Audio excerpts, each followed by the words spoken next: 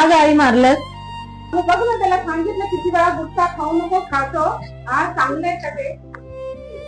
ऐकतच नाही, काही नाही. हा, किती वेळा तुला सांगायचं गुटखा खाऊ नको, खाऊ नको. हा, उद्यापासून नाही खाणार आई. उद्यापासून नाही, तुला मग जेवायला पण देणार नाही. काय ग, तुला कसा चालतो गुटखा खाणारा नवरा? तुम्ही का सारखं गुटखा खाता? तुमच्यामुळे आई मला ओरडतात. दादा तू असं का करतो? तर रमायला बघितलंस ना काय झालं, तोंडाचा कॅन्सर झालाय. मी किती समजवलं तरी तू समजत नाही. काय करावं बरं? जर तूच सांग.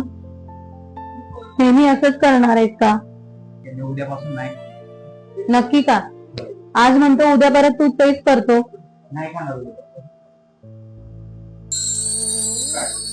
देवा, माझ्या मुलाला चांगली बुद्धी दे, त्याचा गुटखा सुटून दे. काय झालं काय माहिती, 2 दिवस झाले गुटखाच मिळत नाही.